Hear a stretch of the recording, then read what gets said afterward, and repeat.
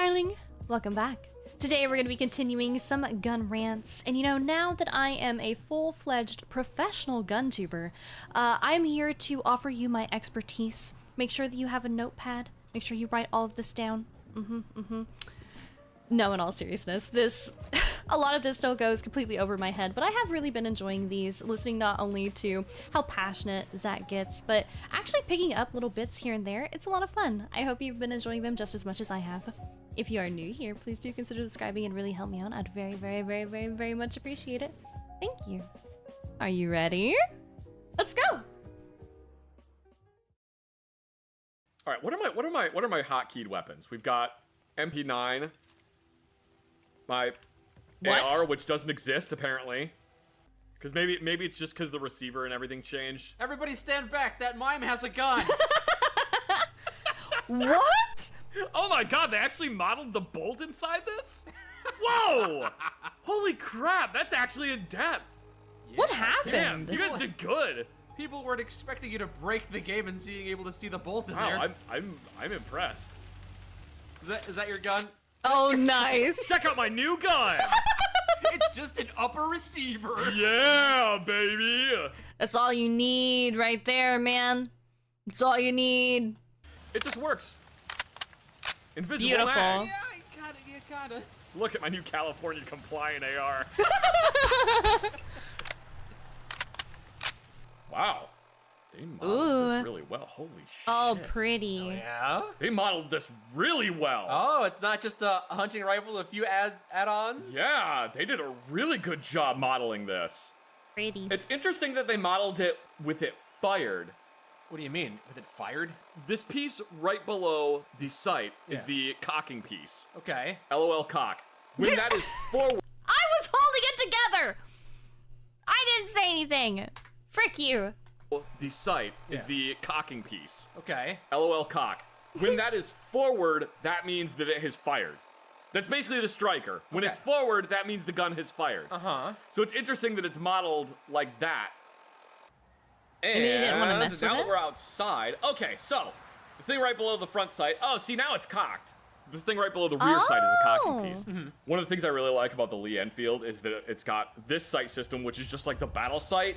You just use this for basically like general purpose. Yeah, of But you course. can flip up the rear sight, and it's got like a fully adjustable dial for all kinds of different ranges for like precision shooting. Oh. It's great. How old is this Oh. rifle? Lee-Enfield's been around since like World War I. And they had multiple different adjustable sights. Yeah. It's been around since World War I. There's a bunch of different variants of it. I don't know which variant of the Lee-Enfield this is. I think it's the Mark IV. It's actually the Mark V. I like it. Is it? I have no idea. Okay. Let me look at this No, just speak confidently. That's all you gotta do. again. How many Lee-Enfields have you seen in your life? Oh, a lot. I've seen a ton of them. These things are so prolific. This was the British military's standard issue rifle for years. From World War I until post-World War II. This was the British military standard issue rifle. I feel like the magazine is a bit small. Yeah, it's It only a looks 10-round it. magazine. Is that Yeah, standard? okay. Yeah, they're standard with a 10-round magazine, which was a lot for the time period, especially considering that in World War I, most infantry rifles had like 5 rounds max. Wow. Oh, okay. So the British actually had a noticeable advantage when it came to infantry firepower in the fact that they had 10-round magazines. I Damn, honestly can't okay. believe it was so small.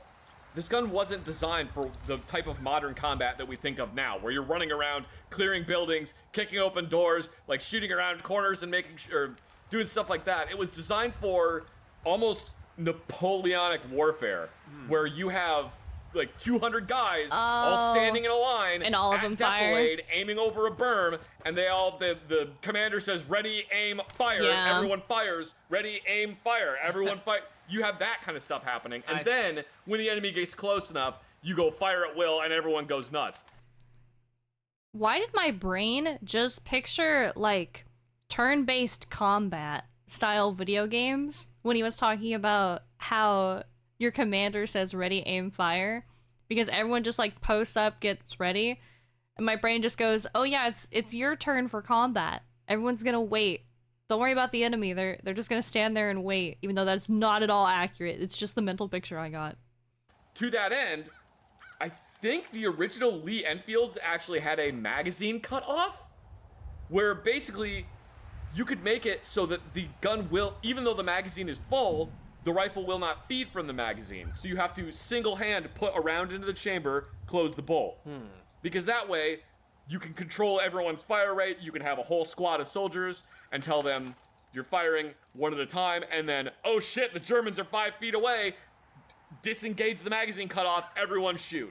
Okay.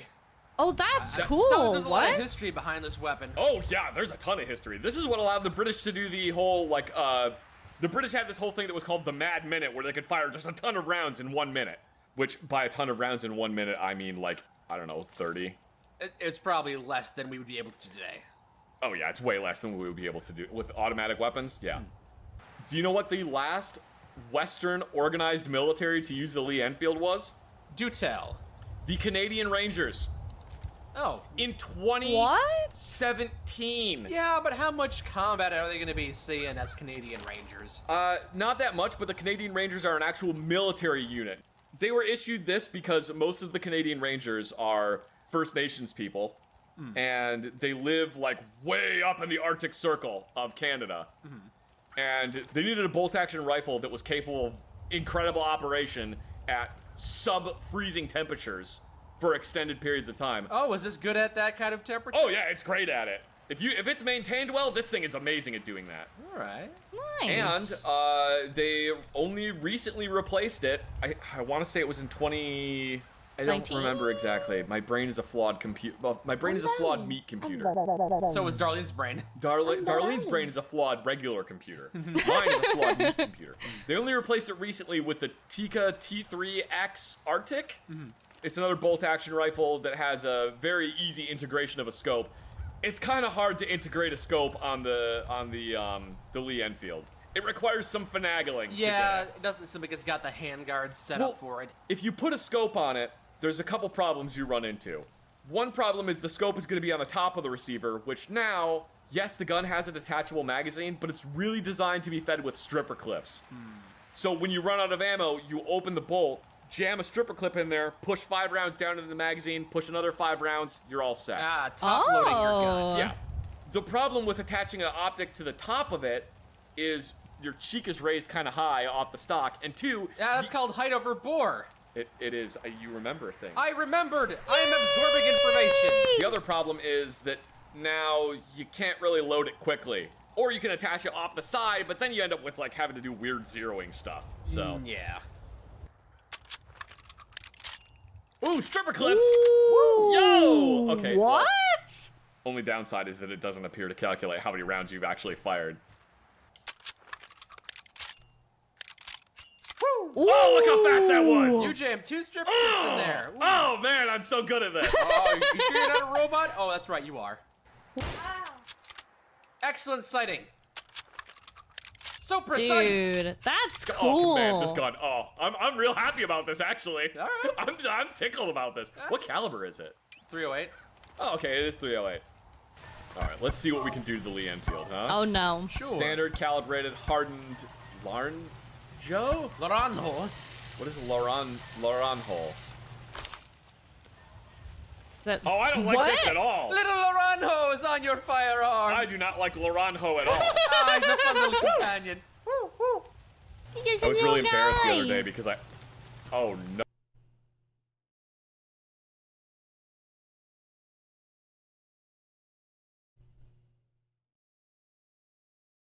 My boy. What have you fucking done to my boy? What the fuck? This looks so cursed.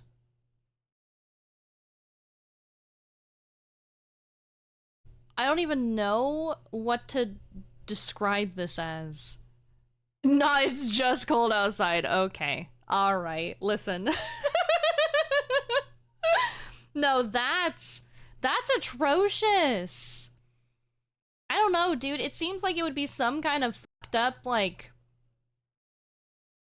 I don't know, secondary or something? Like, is it giving me blunderbuss? I don't know what I'm thinking. I don't know what the fuck I'm looking at here, Chief. I really don't. Oh. Oh, look, a little baby receiver. Oh, no. I love it, I love it, I love it, I love it. It's so dumb. Oh, no. Oh, it's a jungle carbine version. What the fuck? Oh, I love it even more. Okay. That is big and dumb and stupid. That's weird because it's like a grenade. It's like a weird grenade launching variant, like a trench-made grenade launching variant, except that the grenade launcher is a suppressor. That looks terrible. I've made an Obres. Yay, little Lee-Enfield Obres. He's shortened the barrel so much. Oh I should my pull the trigger God. on this, and it should just be like a grenade going off in front of my face. You ready? Yeah. Oh my gosh. What other stupid things can we do to this firearm? Let's see. Oh! Flipped iron sight. Oh, you can do the flipped up iron sight. Oh, you were talking about that. Yeah. Glow sights, flipped glow sights, short scope. This is what I meant about like attaching an optic to it. That you can do it. It just requires a lot of like screw-on bolty mechanisms. I hate it.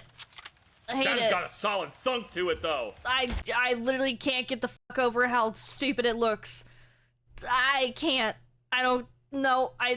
Everything feels wrong. It just I don't like it. I don't like it. I know how much you've always wanted everything Laranjo.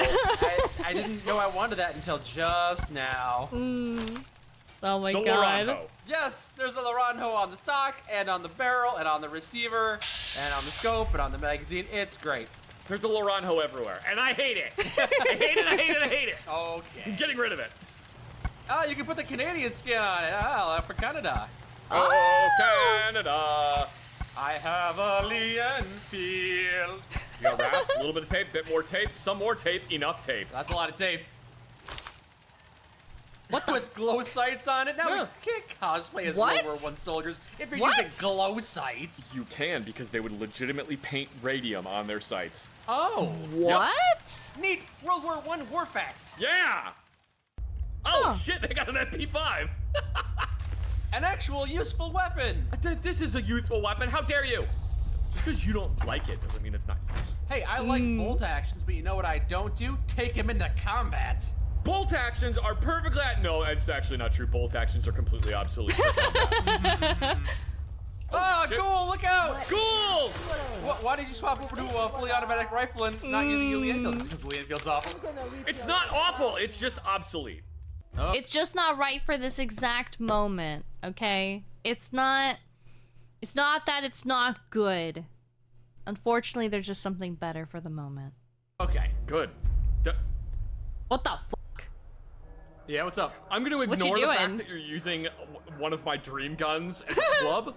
Is this your dream gun? I found it lying on the ground. I think it's broken. What? Yeah, it's one of my dream guns, and you're using it as a club. I didn't realize. We're gonna gloss over that fact. Why do you? Mike. What do you dream of broken guns? Oh my God. Whoa! Yup, we're 100% taking that. Hey, you found another one of Whoa. those broken guns. I don't. Oh, this is... Oh, what? Hello? What am I looking at? This is kind of chonkers? This back here, this looks like a fucking boat, dude. I don't know what I'm looking at, but this looks interesting. It's not broke. At least I don't think it's broken. Hang on. Nobody move. Yeah, it ain't broken. Oh my God, yes. I'm sorry, yours What? is functional. Hold on. Hold on. Nobody move. Yeah, it ain't broken. Oh my God, yes. I'm sorry. I can't. It's not just this part that comes back. It's like this whole included part, right? I want to say. Hold on. I'm gonna break it down frame by frame. Hold on. Oh, there we go. What the fuck? Oh, it's like the ew.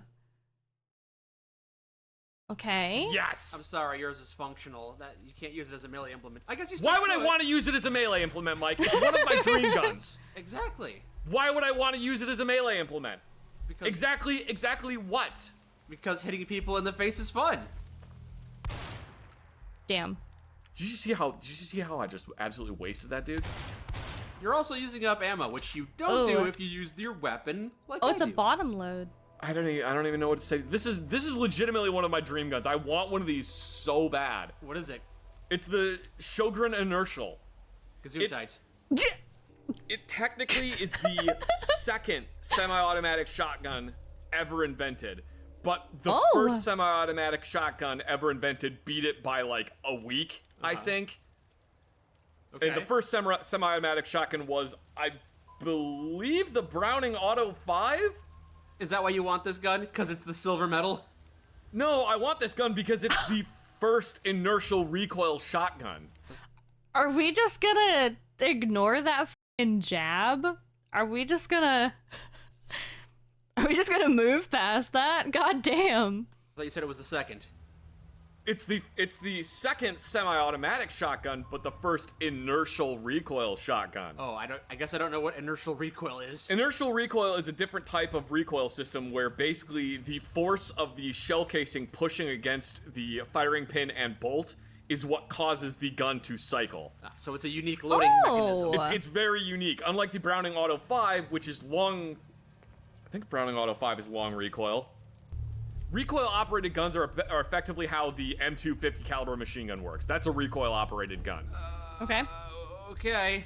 I'll be honest. It's going over your head. It's fine. Don't worry about it. Yeah. This is effectively the second semi-automatic shotgun ever made, and the only reason it wasn't the first was because it came out a week after the Browning Auto 5. Which got all the publicity. This is the Nikolai Tesla of recoilless shotguns. Kinda, yeah. It's Swedish. Boof. Oh, that's so good! Dude, we can't play basketball anymore. We'll find another one. It's fine. There's basketballs all over the place. It was designed in this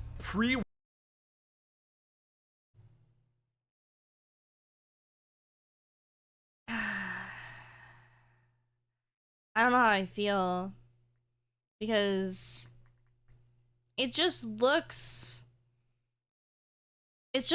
for me, which don't ever quite matter, but it just I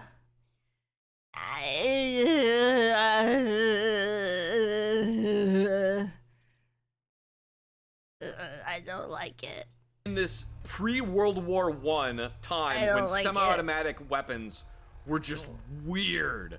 Yeah. Because like nobody knew what they were doing. There weren't any semi-automatic weapons to go off of. So everything was just people trying to figure it out. Oh, all right. The weird dome-shaped thing in the back, that's your whole bolt mechanism, and it's just exposed. So when you load the shotgun, you actually pull that whole bolt mechanism back and let go of it. Isn't that susceptible to getting dirt in it? I mean, yeah, but like nobody knew anything about semi-auto shotguns when these things were first invented. So you like it more as a fascination, less than a really awesome gun. Oh, it's really cool. Yeah, I'm fascinated with it. I think it's amazing. It's the way it's designed. The fact that inertial recoil was the first thing that they came up with on this shotgun. Not recoil operation, not straight blowback, which is like the simplest thing. It was inertial, this incredibly complicated firing mechanism. You know what else? Another shotgun that uses inertial recoil are basically Benelli's shotguns. Benelli is a very high-end shotgun company. They make very expensive, very well-made shotguns, and those are all inertial recoil operated. Okay. So the fact that the second semi-automatic shotgun, which was created in a vacuum outside of the Browning Auto 5 being invented. Not in the vacuum of space, just Not isolated. Yeah, isolated from the Browning Auto 5. They didn't know about the Browning Auto 5 when this was being created. Or maybe they did, but they didn't know like how it was going to work. The fact that inertial recoil is the first, that would be like if you were designing an airplane, you had never seen an airplane before, and the first airplane you build is a jet engine. The fact that this was the first thing that the Sjogren company like came up with is just, it's just bonkers to me. I love it. It's so cool. Okay. The weird little tab that's on the back of the shotgun, that's a safety. Okay. You flip to the left side, it's safe. Up is safe, down is fire. I'm pretty sure. Okay. Ka-chunk, chunk, ka-chunk, chunk.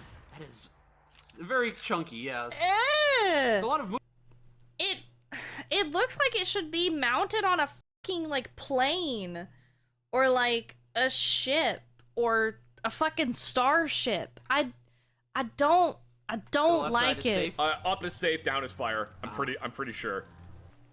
Ka-chunk, chunk, ka-chunk, chunk. That is very chunky, yes. Ugh. It's a lot of movement on that one big piece. That's so freaking cool. Oh man. I'm sorry to be just like constantly nerding out about this thing, but just the way No, I can tell you the way like this works, it. okay. Yeah, you're passionate about it. Too many words at once. It's okay. It's okay. Gather. Oh man, I'm pretty sure that these two rails that the bolt is riding on, I'm pretty sure that those contain springs to help put the bolt back into battery. Okay. That's so interesting to me. Inertial recoil is their claim to fame. That this was the first inertial recoil shotgun, and it was a second semi-auto. Also, another really cool thing about this shotgun, which I can't demonstrate for you right now because I'm not entirely sure how to do it, but this shotgun is a breakdown, which means this part here, The middle part. all rotates, unlocks, and comes apart, so you can basically put it into a small case or in a backpack. Oh, it's compact. The whole shotgun breaks down into 2 pieces. Oh. That's amazing. That's so cool. It's pretty crazy. There's so many sick features on this shotgun. If I had an unlimited supply of money, Yeah. if I had an unlimited supply of money, I would just remake shotguns like this. I would just remake old obsolete guns like this because of how incredibly interesting this gun is. Well, you like interesting shotguns, but I mean, going back to the Pancor Jackhammer, you have railed against it for a long time, but isn't it in itself an oddity? I will admit that the Pancor Jackhammer is an interesting thing, but the reason I dislike the Pancor Jackhammer is because it isn't finished. It wasn't actually finished. That's nothing went into valid. service. No, nothing ever went into service. There's like 3 prototypes that exist. It was never actually finished. Why is that a deal breaker for you? Because it's not a functional weapon. It'd be the same thing as saying like, oh, my favorite car is this one-off prototype that Ford built in 1978. Oh, I feel like that's still valid. It might not be something that you can possess, is maybe the thing, because it's not in production and different things like that. Like, I feel like that's fine. Because it really is what catches your eye or what interests you the most, even if it never became a quote-unquote real thing. I still feel like you can have that be your favorite. why can't that be your favorite car? That's a lot. You're allowed to Yeah. have favorites. Right, fine, whatever. People are allowed to like it. It's just become a meme at this point, and it's gotten away, and I can't You can't stand it. I can't say that like I actually don't care about the Pancor Jackhammer that much because nobody will believe me. I see. Like I just don't care. It's Okay. like whatever. Yeah. It doesn't actually annoy me when it's in things. It doesn't bother me that much. It's just an unfinished gun, and basically its big claim to fame is that the company that bought the remaining prototypes, they allowed video game developers to come in and take measurements of it and use it in video games. That's its big claim. That's how it ended up in so many video games, is that they basically rented it out to be used in movies and video games. So that's it. So it's like, hey Zach, I have a Pancor Jackhammer. Are you annoyed? No, I'm not. I've got a Pancor Jackhammer. Are you annoyed? Are you annoyed? Well, yeah. Now I'm kind of annoyed. Now I'm annoyed at you because you won't stop saying Pancor Jackhammer. Yeah, it doesn't really bother me that much. Gotcha. But the Sjogren. The Sjogren Inertial shotgun is made of sex. Whoa! And also the Sjogren Inertial is a property of matter. And that's why I'm so annoyed that you're using one as a melee implement. Why not? Because it's not meant to be a melee implement. It's meant to be a shotgun. It's not functional. It's broken. I could use the parts to repair this one. You make parts out of thin air at a workbench. You don't need mine. Valid. All right, fine. You can use that one as a weapon. I'll just make another one of it. Oh, wait, hang on. Oh my god. There we go. No, I'm never gonna run out of Have your pick of the litter, I guess. No, I'm never gonna run out of these things. They're all damaged. Everyone grab one. Let's go to a workbench so I can do some tuning to this thing. Oh Okay. no. All right, so we're gonna optimize the reload speed on this. We're gonna, I can put a short barrel on it. That's just silly. Oh, yes! I'm gonna hack the barrel down. Oh god. Oh, not solid stock off though. I still need a stock. This isn't an entry gun, all right? Too short or you can do that. Oh my god, a 2-round magazine tube? That seems silly. I have to inspect this. We have a shoulder-mounted M2. Ew. Man, this is busted. I appreciate what they tried to do. What they tried to do kind of makes sense. I can see someone thinking that this would work, especially if you don't actually know about the inner workings of an M2. You don't think it's going to work, though? No, considering that the M2 with a barrel in it weighs about 80 pounds. Aside from that, you give this to a super mutant, because they can carry it. So here's some problem. The M2 isn't magazine fed. I suppose you could try to make a magazine for an M2. I do like the crank. I do like cranking my hog, and this would allow me to do a real good crank. But this, I don't like this. And I normally really like forward grips, but this is just, I guess it as a whole, I don't think that would work. I'm almost positive it wouldn't actually work. M2s are single shot only. No, they're belt fed. Also, okay, I'm gonna be real nitpicky here. So it's missing the whole side plate that the charging handle attaches to. There's a massive side plate that goes on there that the charging handle attaches to that has like a coil spring that goes around the back of the charging handle, and that's how that functions. Well, you said it was too heavy, so they removed that part. The rear sight is wrong. It's not rounded like the rear sight normally would be. Also, it's very square. It's missing the internals for where the feed pawls would be on both the top and the bottom.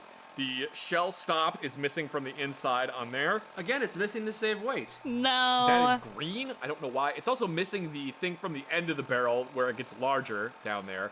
The thing at the end of the barrel where it gets larger. It's not a flash hider. It's basically the barrel is tapered, so it's slimmer in the middle, and then towards the end it gets larger. So it's basically...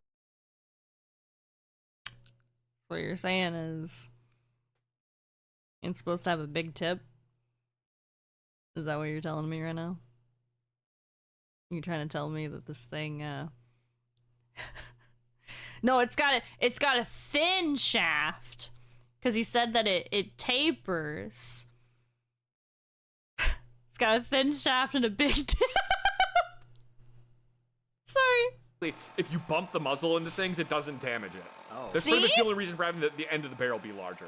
See? Okay?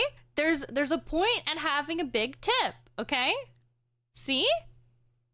You got get your mind out of the gutter, you guys. God. Tisk tisk. Big tip, immune to damage. Front sight is somewhat accurate. I don't have time to go into everything that this is missing, but it's missing a lot of stuff. You know what? There's more to this gun than there was to that AR you were using. But somehow they made the trigger down here, and it's got like this massive winterized trigger guard that you pull with your whole hand. Yeah, that looks gross. Yeah, I don't understand how they managed to connect all of that stuff up to the back, because there's no connection on these things. Nothing connects down there. Also, another reason this doesn't work is because where the foregrip is on here, that's where the shell casings come out. So that doesn't work. Well, now they eject out the right side. They modified it. No, it doesn't work like that because also, I don't know how I didn't realize this earlier. The barrel is in very much the wrong place. So the barrel should be further down. All right, let's see. Laser Garand.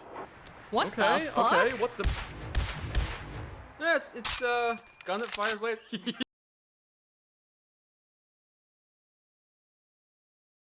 Fuck, I really like that sound.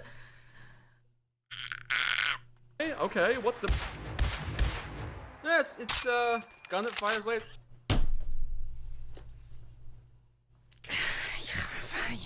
You can't make me like a gun because it makes the noise, okay? That's not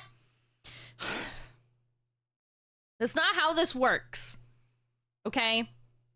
I said this before. Some girls like the ring of the cashier, you know, like the thing in the shopping, and I like this. Okay? Okay. This is hot.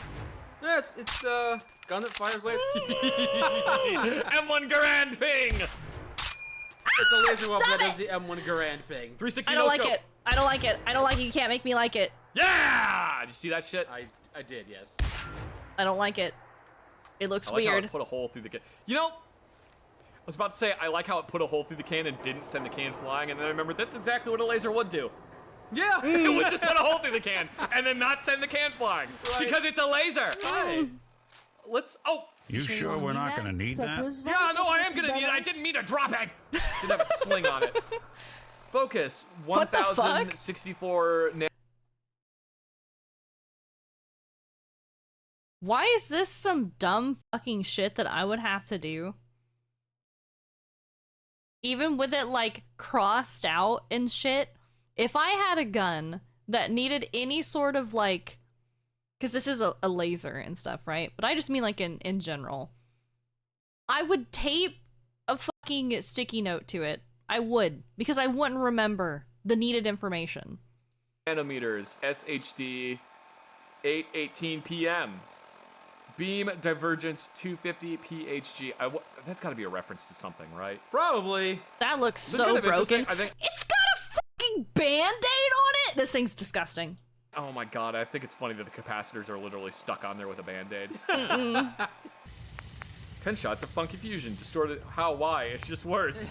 12 shots of wondrous lasers, 15 fires of fiery goodness. You'll never have to reload. 75 fire. Well, you'll have to reload after 75 shots. 30 shots. Your favorite thing? Lasers. Heat from fire, fire from heat. We'll put a heat shield on it. Fuck it. Why not? What? Ew! What is this? This is stupid. Let's go find someone to shoot. Ugh. Oh no. Oh no, it broke. That broke it. Putting the thing on it broke it. I need to put it back. How's it broken? There's no sights anymore. Oh, Wow. Why did she have a French 357 Magnum Pretty. revolver? she was a collector of many odds and ends. Pretty. So this, I think it's spelled Pretty. and pronounced Maruhin, Maruhin, Maruhin. I Ean. What letter is that? Oh my god, if I somehow infected him through the video in the past by watching his videos, am I passing on the illiteracy? So it's a 357 Magnum revolver that was used by I like it. I think the GIGN, which is the French counterterrorism force. Okay. Giggin. I forget what it stands for. It's French. They did a lot of custom work to them to make them have really smooth triggers. It's a really interesting revolver, honestly. It's just... Once again, I am a basic bitch. I don't know, dude. It looks really pretty. It looks really, like, I guess, normal, standard, whatever.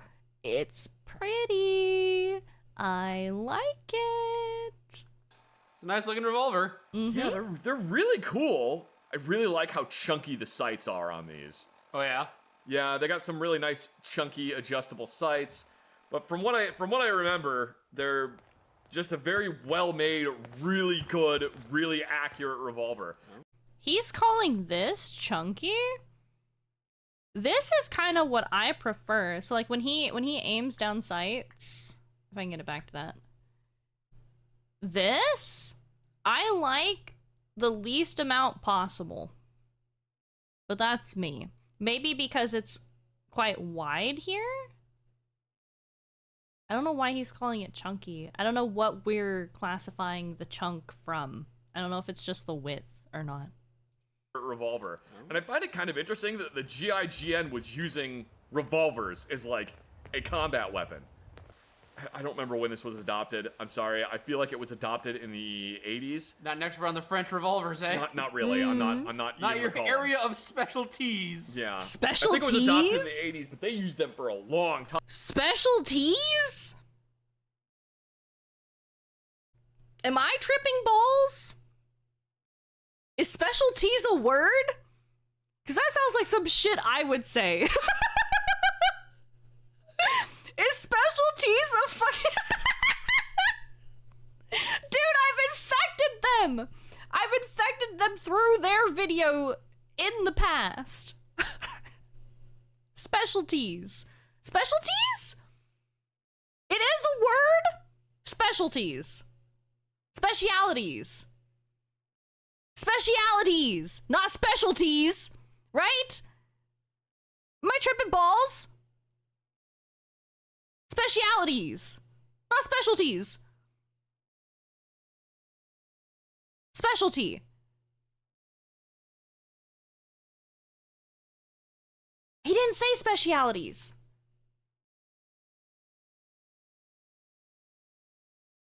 It's okay. Listen to him. Adopted in the 80s. Not next run the French revolvers, eh? Not really. I'm not. Not even your recalling. area of specialties. Yeah.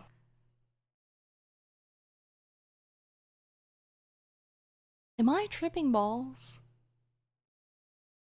Let me know if I'm tripping balls. Because chat's telling me one thing, they might be gaslighting me. I don't know if I can believe them. Let me know. Is it a fucking word or not? Because I swear to God, it should be specialities. Not just specialties. Specialties? In that context, it's not your specialties? I'm tripping balls. I gotta move on. My illiteracy cannot handle this.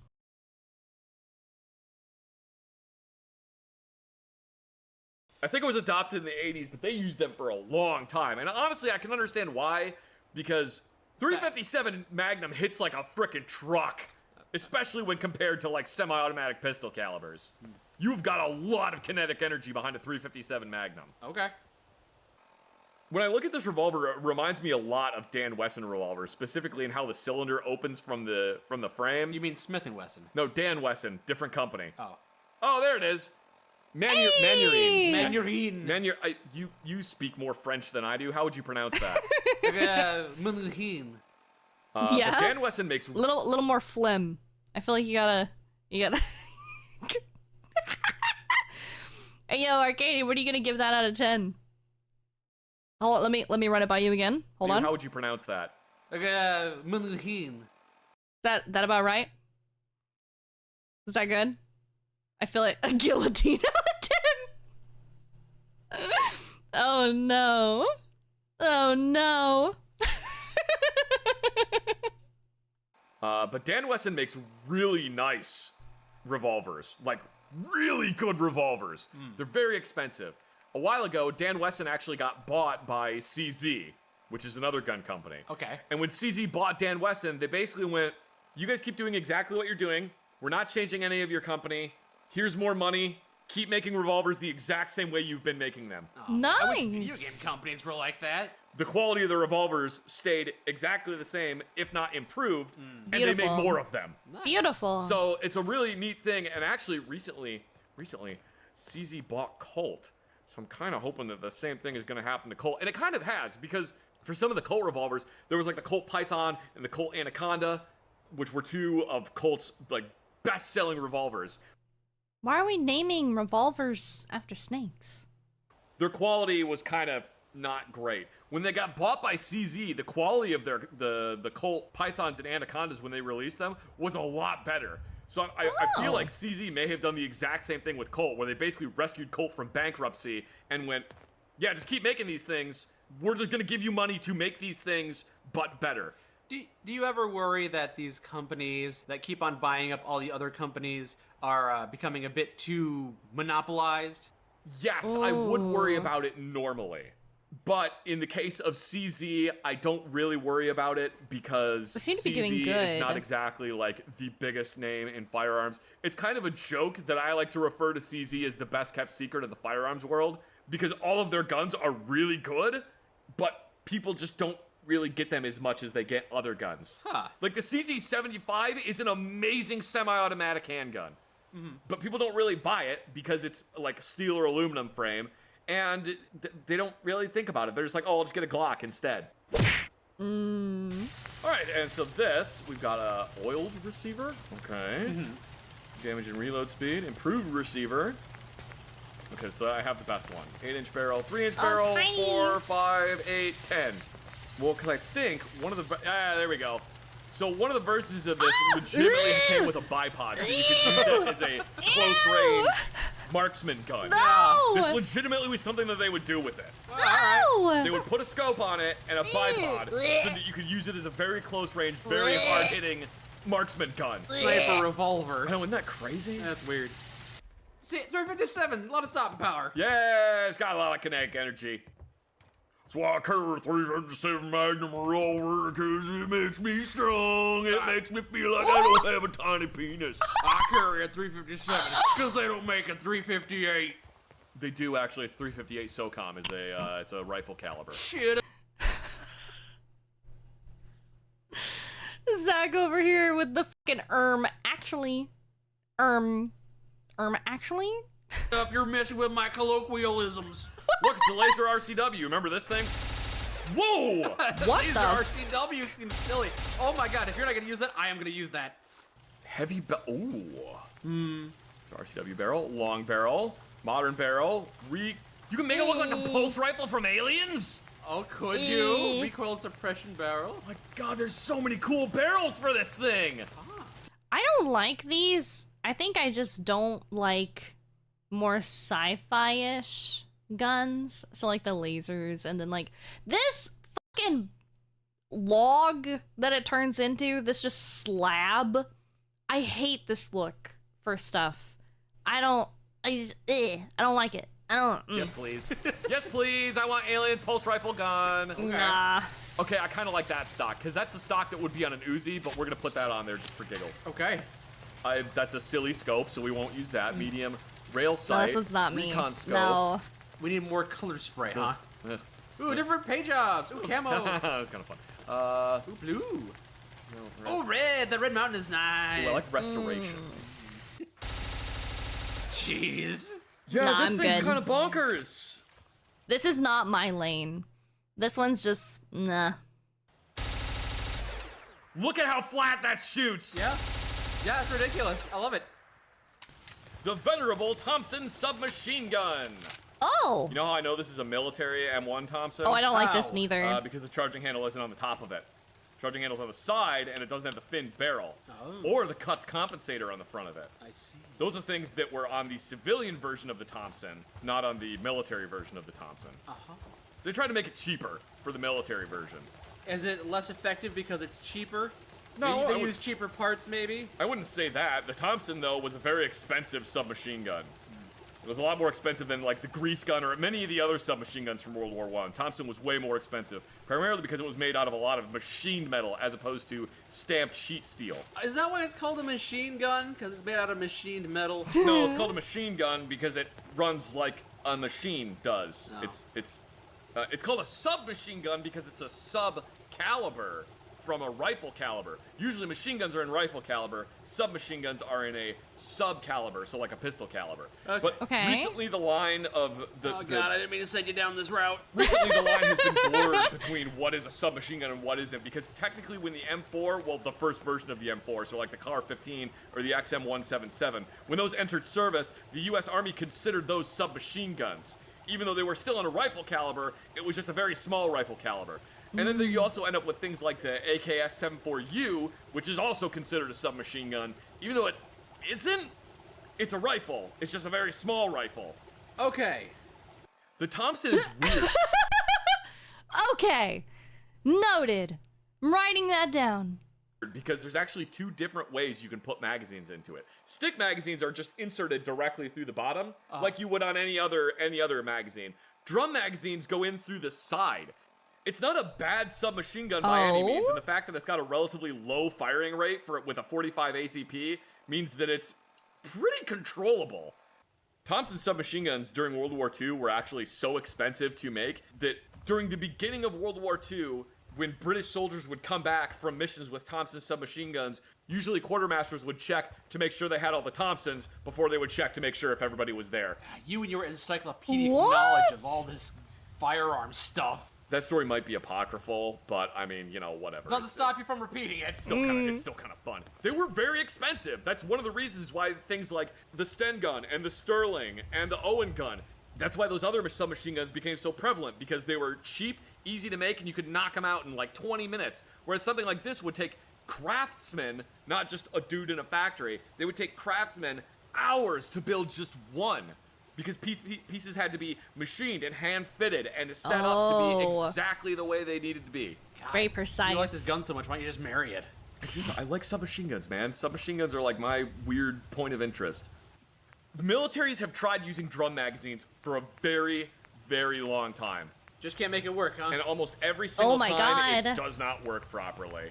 So the problem with these drum magazines is you have to take the whole drum magazine out and open it, and it's like a cake pan with a lid that hinges open. You have to then stack all of the rounds in there, close it, and then use this winder on the front to build up spring pressure. So not great in the middle of combat. Oh, This is the kind of thing that you would load before combat, and then you would just never reload it during combat unless... Yeah, you probably just carry them around, which I don't know how heavy that is, but like, if you run out, then you're just kind of screwed, I feel like. shit gets real bad. So the problem you run into is things like you gotta build up enough spring tension in it for it to run, and if you haven't built up enough spring tension, it's gonna stop feeding. That's an issue. Oh. Also, if one of the feed lips gets bent, all your rounds are gonna and just go flying out of the magazine. It's gonna launch all the rounds out of the magazine. So you might die in combat, but that'll be a pretty fun thing. A little celebration. Yeah, a little celebration, like little fireworks going off. The other problem is, look at how big this magazine is. All the rounds are on the outside of the magazine, and you have this big, heavy mechanism on the middle. A mechanism that's supposed to push the bullets out toward the edge of the drum. So you've got a giant heavy mechanism that's not a. It's just taking up space. It's just taking up space. So basically, you can have a 50-round magazine, or you can carry 12 stick magazines that hold 30 rounds each. Yeah. That's significantly more bullets. And then the other thing is, during World War II, they had rationing going on, so it's not like they can just keep making these expensive things that require a lot of steel and metal to make a drum magazine, when you could just take a piece of sheet metal, stamp it into a box, and shove a spring and a follower into it. Box magazines, easier to make. They're easier to make, they're cheaper, they're gonna work better. If you have a stick magazine, you get 10 rounds into it and it breaks, throw it away, grab another stick mag. Yeah. If you're only using drum magazines, you don't have to throw away that whole drum magazine and try to use something else. Yeah, because you can't reload it in the middle of battle. Yep. Also, just for the record, the receiver is reversed. That charging handle would normally be on the other side, and the ejection port would be on the other side. Right, because Fallout 4 takes place in a mirror universe. Yeah. Spray and pray, that's broken as hell. Oh, is it? Bullets explode on impact. Holy shit! Oh. Would you not know about that? Spray? That is broken. That's god tier weapon right there. Try it out in combat. Oh shit! You have a Mark 23? Try that out in combat too. Okay, well, we're buying like 2 different things today. Oh my Rotary. god! Someone changed the assault rifle. What?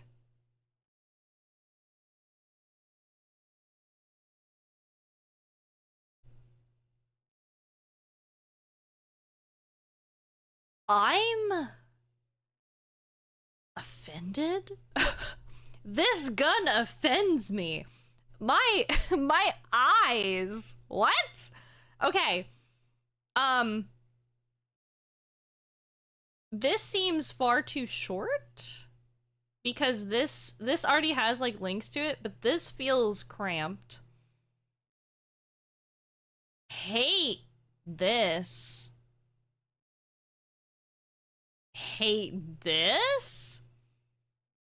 I'm pretty sure this is a, like, carrying handle. I don't think this is a lever, if I'm remembering correctly. Hate this. This feels like a car part. Don't really care about the magazine. And just to be extra nitpicky, I don't know what fucking shape we're dealing with here. This looks like a goddamn piston. What am I looking at? What is this? It's substantially better now. I didn't think it was possible to be worse. This is still based off of an M249, but it looks like it's got an M249 heat shield. Definitely has the M249 pistol grip and the M249 stock. And it's got the drum magazine you love so much. I mean, I don't hate drum magazines, but I'm definitely not a huge fan of them. It's interesting because the M249 Hey, yo, Gamba. Guys, we can crank our hog and Gamba if the gun will work or not.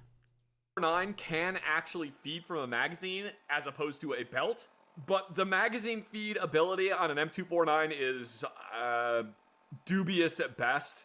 In my personal experience, it doesn't really work great. It's basically for emergency situations only where you just straight up don't have any more belts and you need to get ammo out through the machine gun, but it always caused problems for me. I like this a lot better than the base game assault rifle. Okay, I am noticing a kind of weird thing though. Safety select lever? There's a safety select lever there, but then there's also a crossbolt safety like there would be on the actual M249 or M240 Bravo, but it doesn't stick out on the other side. You gotta be double safe. It only goes in, it only comes out. And why would you print Made in USA on the inside of the dust cover? That seems a little strange too. I like this a lot better because it's based on one gun as opposed to like 6 guns that they mash together that would have absolutely no reason to be stuck together. It's still a little too wide, but I like that it's called a machine gun now instead of an assault rifle. Okay. Because the base game assault rifle is not an assault rifle. That is like a light machine gun. Gotcha. So this looks a lot better, and that is 100% a pistol grip and a trigger guard from an M249. That is a stock from an M249. That's a handguard from an M249. The heat shield is reminiscent of like an M60 or an M249. That optic is weird. I don't particularly care for the optic, but what are you gonna do?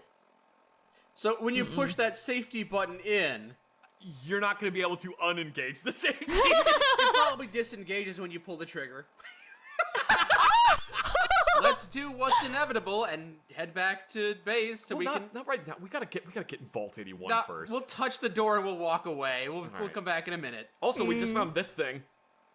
Oh hell yes! The SOCOM. It's That's a freaking fine. Mark 23 SOCOM. You have no idea how badly I want one of these. You gotta This put a looks flashlight on the fine. front I like of this it. a Otherwise lot. It doesn't have the It distinct does. shape. It needs a laser aiming module. It needs a laser aiming module. God, I love this gun. So this is actually like the precursor to the H&K USP. And they made this pistol for US SOCOM in like the 90s, I think. It was part of the, quote, offensive weapons program, which was, let's give someone who maybe doesn't need a rifle, let's give them a handgun that is suppressible, very accurate, and capable of being their primary weapon. Give them a handgun that can do some damage. It's really big. Like, this is as big as a Desert Eagle. But Is you hate it? Desert Eagles, but you like this. No, I don't hate Desert Eagles. I just think a Desert Eagle's kind of pointless. To be fair, I kind of think this is pointless too. Okay. It's just I a brick. love this gun, but I think it's kind of pointless. Why do you love this one, but you don't care so much for the Deagle? Because the Deagle is just ostentatious. At least this was created for a purpose other than just being big gun. Yeah. Oh no, I like that. I think if I were to own something, obviously, I can't tell perspective very well at all during these videos, especially while he's like holding the gun. But like a version that would fit my hand of just this, because this is what I like. This is what I prefer. This is just all that I need, all that I like to see. I really am just a basic bitch. Like it's gotta be bare bones, no frills, I feel like.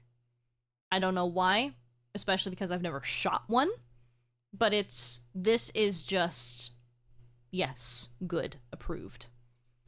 This was made in 45. That was one of SOCOM's requirements, that this pistol had to be made in 45. Why was that a requirement? Because they wanted a cartridge with a lot of kinetic energy behind it. Don't you use our gun to fire a 9mm. It's gonna shame our gun. Yeah. Well, also because 45 is easier to suppress than 9mm. Oh, Okay. I did not know that. 45 is inherently subsonic. Most 45 ammo is right at or below Put iron sights on her throne? Leave me alone. breaking the speed of sound. So 45 is easier to suppress. Oh, all right. What no, the tactical f stock have you isn't- That's a done? tactical. That's a folding stock for a Beretta 93R. Why did? How close did they? enough. How That's did they put it on there? disgusting. No, I'm not putting that on there. No. They say a death clock can run 30 miles an hour. That's why we should build this settlement 31 miles away. Don't worry, I did the math. What You're the a genius. fuck?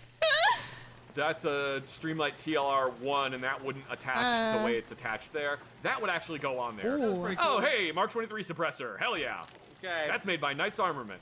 You definitely say it. There you go. There we go. The laser aiming module, laser aiming module with muzzle brake, laser. Oh, why can't I do laser aiming module with suppressor? You need another level of sneak. I need what? No. All right, yeah, no, we're just giving myself that. No. We're just giving myself that. You got the SAS, SOCOM, I don't know which one that is, Foxhound, Oh, yeah. Military Sans Frontiers, Diamond Dogs, Outer heaven. Outer Heaven, Peace Walker. So Peace Walker, oh, the exclamation point. Asshole!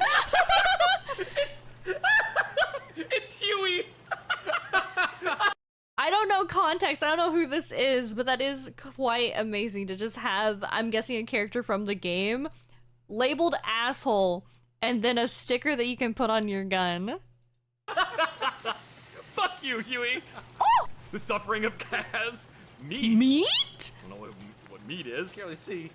I don't know who that is. Spin yacht. What? Oh, yeah. Oh, baby, this thing is huge.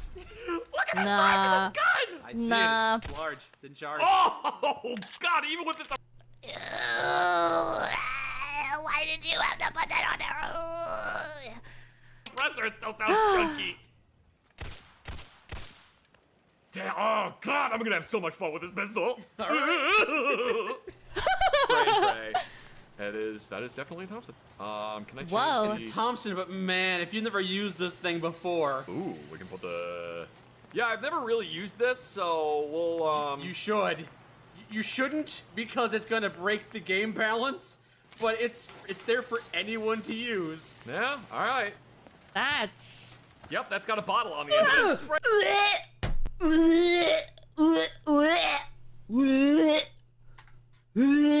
What? Use. Yeah, alright. Yep, that's...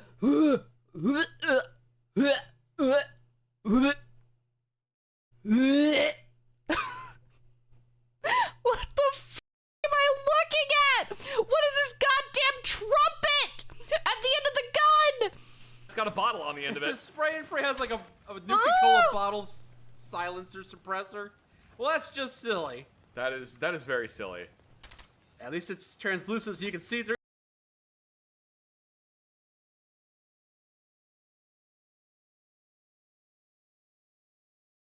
Ugh. Ugh. Oh. Ugh. Oh, I feel dirty. Oh. What the fuck? You're shooting at. Yeah, I'm probably gonna take that off. Okay, you go right ahead. No, I think it is. Okay, ew. Ew, I still hate that. There's so much. Are we flying? Why do we have wings? Are we Batman? Batman doesn't even use guns. Why? Who? Is this like blinders on a fucking horse? I hate it. Yep, it is. Yeah, they just get This jumped. gun trivializes this game. Yes, it does! I thought the Halo weapons we found earlier were overpowered, but this is ridiculous. And it's a guaranteed spawn, too! She just has it. She just has it on her. I never bought it from her. So you never knew how overpowered it Yeah, was. she just has it. What the Yup. This weapon and Overseer's Guardian are just overpowered. So we have this P2000, and I was like, oh man, I really want to get a P2000. And I went to one of my coworkers. I was like, yeah, tell me why I shouldn't get this one. And they're like, you're asking the wrong person, man. We don't really make bad decisions here. I'm like, okay, fair enough. And I was talking to them about it, and they're like, oh, I can tell you why you shouldn't get one. Because we have 2 HK Mark 23s coming in. And I'm like, oh god, don't tell me that. They're like, yep, we got 2 of them. 2 of them coming in. You're gonna have your pick of the litter. And they're not even for a special order.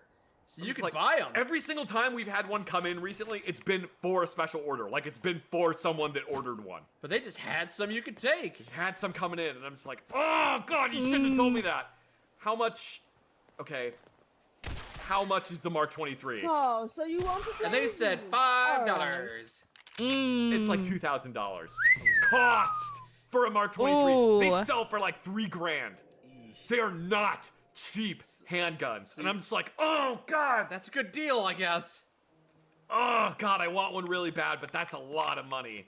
Yeah, If this is I chunk of get one, change. can I just put it on layaway and pay it off slowly? And they're like, yeah, that's fine. You can do that. I put a gun up on consignment. I was trying to sell it. I go out to fill out the paperwork to put in a special order for one. As I'm filling out the paperwork, someone comes in and they're like, hey, I want to get that gun. The one that you have on consignment. I'm just like, oh, excellent. My gun's sold for like $1,800. Now I basically have one on order. As soon as it comes in, I only owe like $400 left on it. So I'm just like, how did this work out? How did this happen? I feel like I've made this comparison before, but you guys are like a conga line of hermit crabs passing down one shell. Oh, and then to add even further coincidence to it, I currently have a 9mm suppressor that's made by Silencer Co. It's the Silencer Co. Omega 9K. I love that suppressor. It works really great. One of the reasons I bought it is because Silencer Co. was running a deal that if you spent over a certain amount on a suppressor, you submit the receipt to them and the paperwork saying that you bought the suppressor, and they send you another one for free. Okay. What? It's a cheaper suppressor. It's not like the best, but it's a decent one. Mm-hmm. So when I bought the Omega 9K, I submitted that, and then I got a 45 suppressor. Okay. I was like, I don't have a 45 caliber suppressor ready gun at the moment, but at some point in the future I can have one. Yeah. And like worst case scenario is I can shoot 9mm through the 45 suppressor. It's fine. Okay. So I already have a suppressor for the Mark 23 SOCOM. So I'm gonna have a Mark 23 SOCOM with a suppressor on it, like as soon as it comes in. You seem to be happy. Dude, I love the joy. I love the joy in his fucking voice when he's talking about shit like this. Like, it just makes me happy seeing someone geek out and love shit this much. It's really nice. About that. I can't believe this happened. I'm so tickled about it. I can't even tell you how happy I am about getting a Mark 23. It legitimately is. You can't even tell me. You can't even tell me after telling me for half an hour. For a half an hour, yeah. Just the. But it's not enough. He's not explaining it enough, okay? The words aren't doing him justice, okay? The fact that I've talked about it for this long should be indicative. I have wanted a Mark 23 SOCOM since I played Metal Gear Solid. I've wanted one, so it is legitimately, it's what I call one of my grail guns. It's a holy grail. It's like, I've wanted one for years, and it's just, I don't have the money to get one when I see one, or when I have the money to get one, there's none available. All right. It's polygonally bored barrel. Did you know that? I didn't. Yeah, that means if you look at the rifling in a barrel, you'll notice that the rifling is usually cut at 90-degree angles. On this one, if you look down it, you notice you can't see clearly defined rifling. It's actually little tiny curved hills. The advantage of that is that it increases accuracy, it increases muzzle velocity. The disadvantage is it's harder to do. Okay. Also, I think this one is a chrome-lined barrel too, which makes it easier to clean and it gives it better longevity. Okay, I'll take your word on that. Yeah. This gun is so cool. I freaking love this gun. Let's inspect. Wow, that looks like crap. God. Little pipe gun. It's a kit bash. It looks kind of like a version of the Welrod pistol. The Welrod pistol it was a pistol that was designed in World War II, and it's basically a single-shot bolt-action pistol. The grip for the Welrod pistol is quite literally the magazine. You hold on to the magazine, and this on the back, you rotate it, pull it backwards, push it forwards, and rotate it again. The entire barrel of the Welrod pistol is a suppressor. So it's an integrally suppressed, effectively an assassination gun. Okay. Yeah, this looks like this looks like MacGyver took an assassination job. Like, MacGyver found a new line of work, okay? And it also looks like there should be, like, paint or something coming out of this. It's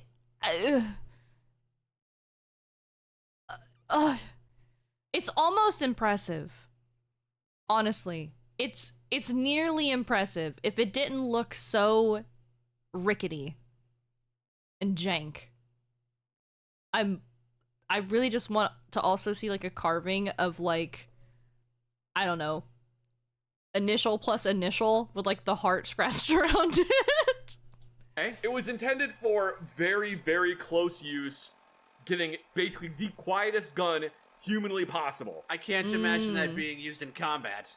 No, The surely reason it's not. called the well rod is because well is the first part of the lab that it was created at. And not because the gun works well. And rod is the colloquial name for it, because it was basically just a tube. That's what it looks like. And it was something that you could hide very easily. Yeah, and if anyone asks, you say it's your EpiPen. Oh my god. Unlike most modern suppressors, which use a bunch of cones, the Welrod, if I remember correctly, did use baffles, but it also used basically a bunch of wire, like a wire screen wrapped around itself a bunch of times. Okay. So you end up with a ton of voids that just soak up the explosion. And collect dirt and carbon. You gotta clean. The Welrod wasn't intended for long use. It was honestly meant to be used until it wasn't good anymore, and then you throw it away. Oh, okay, disposable. It was very disposable. Like, they didn't really even put any identifying marks on it. Like, It almost looks just like a one and done. Like it is just something thrown together. You use it for like a clip, maybe 2 if you're lucky, and then like it's done. maybe they had a serial number on there. But they didn't have any identifying marks for plausible deniability, because that way if you get caught behind enemy lines with this thing, they can't be like, oh, this guy was a British spy. It's like... It seems like you could get better gear if that was your mission. Well, this was made in the 1940s. Okay. This was kind of like the pinnacle of super sneaky small arms technology. Why are they circulating still then? Well, now there's modern versions of the like there's one that's the B&T Station 6, which is actually named after the place that designed the first Welrod pistol, that uses a much better suppressor. Oh. And, like, people could make adaptations of the Welrod. Anyway, I got off on a whole fucking tangent here. The whole top of this gun reminds me of the Welrod. Now, that's all you wanted to say, is That's all I wanted to say.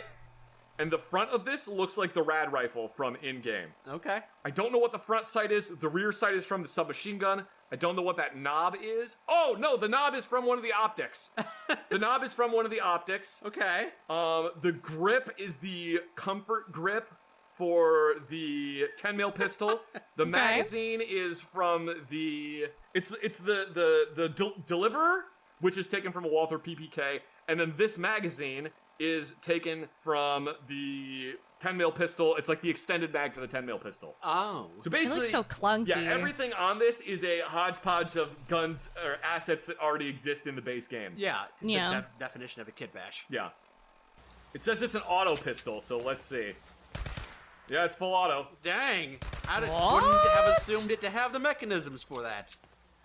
All right, well, there you go. That's interesting that they kind of just slapped all that together. What was the other one I found? Oh, the Marksman's armor-piercing bolt-action shotgun?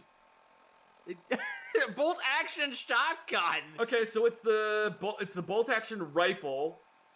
The wood handguard at the front is from the side-by-side shotgun. Right where the wood handguard ends to right where the trigger begins, I'm pretty sure is from the radium rifle. I think the magazine is from the actual bolt-action rifle. I don't know what the trigger is from, maybe the hunting shotgun, and then the stock is again from the radium rifle, but there's this little lever that is right behind it that's from the side-by-side that I think they repurposed it to be the safety lever.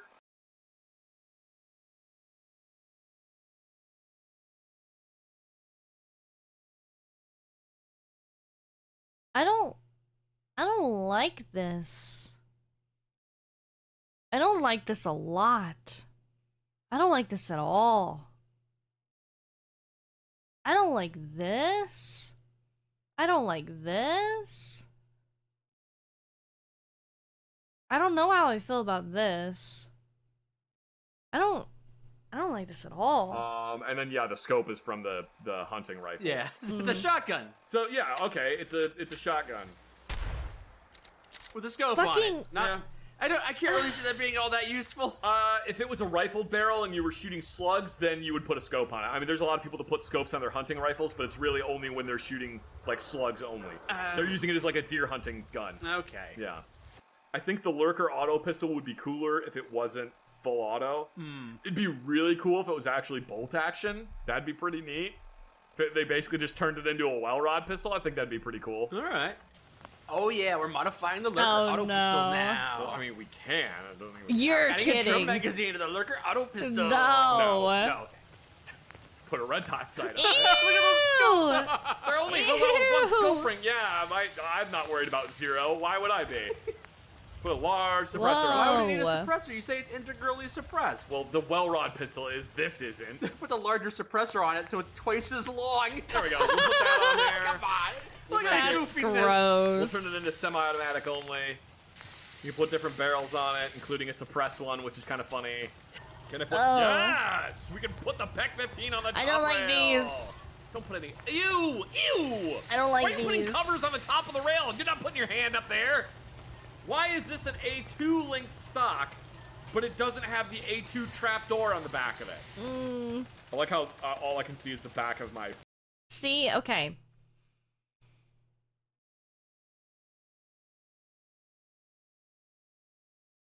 There's nothing wrong with this. There's nothing wrong with anything that I ever complain about. I want to be very, very clear about that. Me whining and complaining really doesn't matter as someone who knows absolutely nothing about guns, right? This, I do and don't have a problem with. I don't have a problem because it's kind of its own thing, so it's so far removed from what I really like or care about or consider. But this just makes me think that you're in a video game and you're playing COD. Like, that's just where my brain goes. It's honestly not the worst thing I've seen him aim down, but I don't f with it. I don't like it. And I don't think I like this. Real crazy or real? I don't think I like this. I think I can in some, like, designs, but this, everything that's happening here, like, somehow right now, this is the least of my worries. This is the problem with a PEC 15, top mounting a PEC 15, is like, that's the best way to mount a PEC 15 is top mounting it, but then all you see is back of PEC. Oh well. At the end of the barrel, it looks like nostrils, like your gun's a crocodile. What? The PEC 15 looks like nostrils. I don't see it. Your gun is a crocodile, the barrel is the snout, the PEC 15 are the nostrils that protrude upward. I'm not seeing it. All I can see is that it's an incorrectly modeled PEC 15. I'm just like, no, it's too smushed together. It's smushed laterally. All crocodiles are different and beautiful. Oh, it's a Walther PPK with a suppressor. Except, ooh, no, this is wrong. Yeah, it's wrong. It's in 10 millimeter, which is no. The Walther PPK is not in 10 millimeter. The Walther PPK is in 380 and I think 32 auto. You're not gonna find It's very a little many guy. guns that use that ammo type. It's in a tiny, tiny bullet. God help you if someone made a Walther PPK in 10 millimeter and then you tried to shoot it. It would hurt so bad. I feel like shooting a Walther PPK in 10 millimeter would be a little uncomfy on the webbing of your hand because the Walther PPK is a fixed barrel pistol. The barrel doesn't move. Oh Whoa, shit. what? Noob tube? Oh shit, son. Is that how you fire a grenade out of that thing? No. I guess it makes sense that you'd have to arc it like that. Is it? You really gotta Yeah, compensate.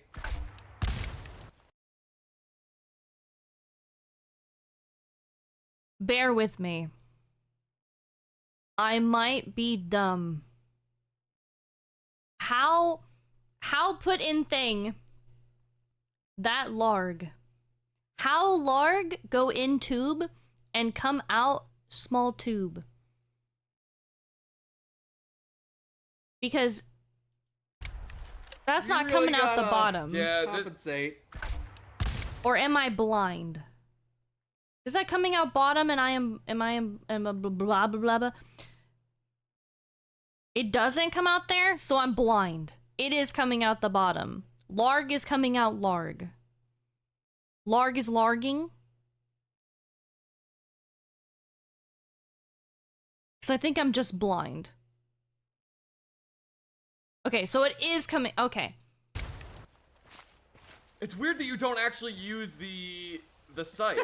That's the aiming mechanism, is it? Yeah, that's how I aim. I don't know if you want your point man to have an M203 and a I wish a motherfucker would attitude.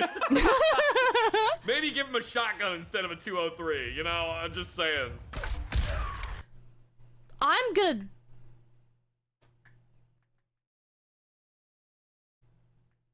Does it show? I'm gonna trip balls. It's...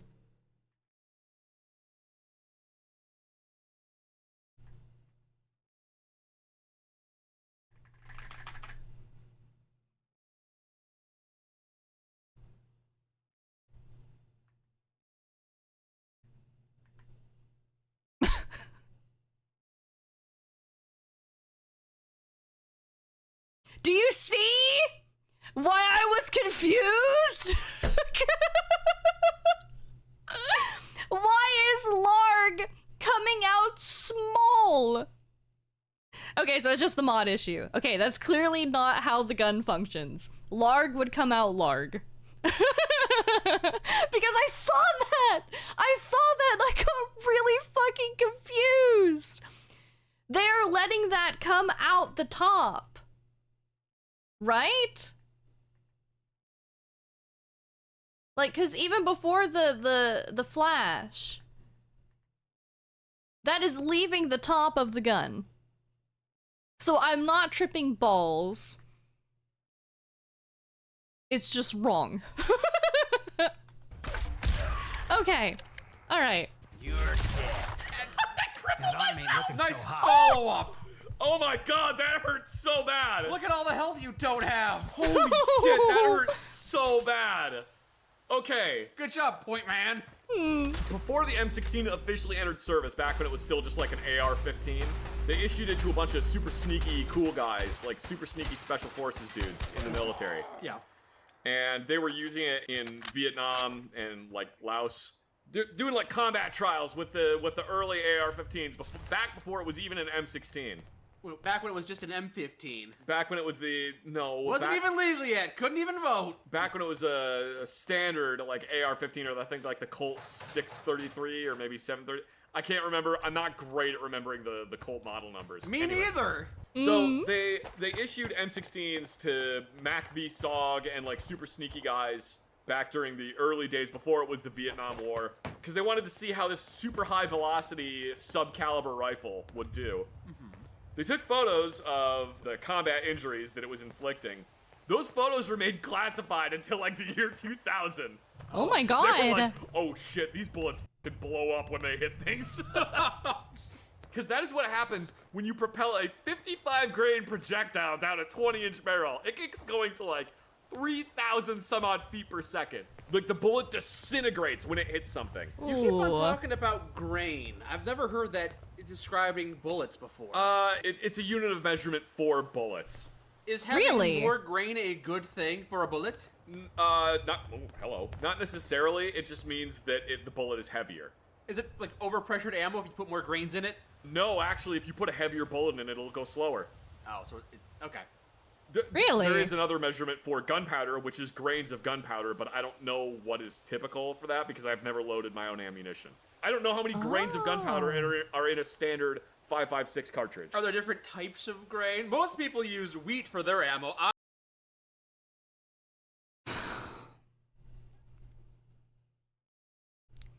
Michael. Michael, please. I prefer to have oat. Generally rye is what I prefer. I know. That's the, when you can't beat it anymore, can't beat them, join them. There we go. Just, yeah, go along with it for sure. Me personally, I like 12 grain. I like the really, like, hardy stuff, personally. You were harping on, like, there's so many different calibers, but, like, when you start getting into, not only are there different calibers, but there's different bullet weights for every single caliber as well. It's a Borchart C93. Holy fuck. You know what this immediately reminded me of? You know the bird? You know the bird that, like, tips over and drinks the water and then goes back up? This is the ass of the bird. This is burb butt. Burb butt. You cannot convince me otherwise.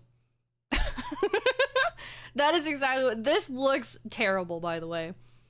This looks like something I would see in James Bond. What? This is weird. This is really, really weird. 3. It's a very odd-looking gun. Very. It looks so odd because it's the first mass-produced semi-automatic pistol ever. Oh. Why does it have a rounded end? Were they afraid that the consumer would hurt themselves if the gun had No, a... this gun is toggle lock, which means that it has the same action as a Luger, where this part is hinged. So when this gun fires, that whole action goes whoop and tips up like this. This big snail-looking thing on the back of it is the mainspring, where that is where the spring is that actually pushes the bolt forward and keeps it locked into battery. The Borchart Oh, that's C93 is cool. really cool. It's one of those guns. Oh god, it's so good. I love how like the trigger is offset to one side. Ugh. Oh, it's so cool. It's just weird. It's such a weird. It's goofy because it's the first semi-automatic handgun. I feel like if I had picked out this weapon and given it to you, you would have told me it's too goofy and hated it. Ah, no, if you'd picked it out and given it to me, I would have been. Oh. Oh. He's sleeping. Okay. It's the fucking. Oh god, what's that clip? Oh, it's the cutest thing I've ever seen. Gets shot. Ah!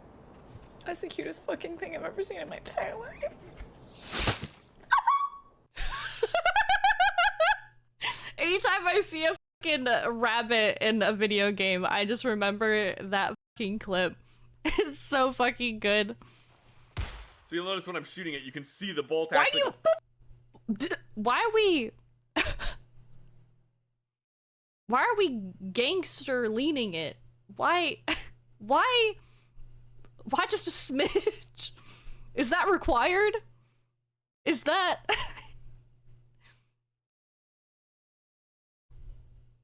all right, go ahead. And pop up Oh, that's very on quick. every shot. Is one side heavier than the other? Or are you just holding it sideways to look cool? Sideways to look cool, got it. Freaking iguana? So much wildlife out here. Well, hey, that's where the little iguana guy. bits come from.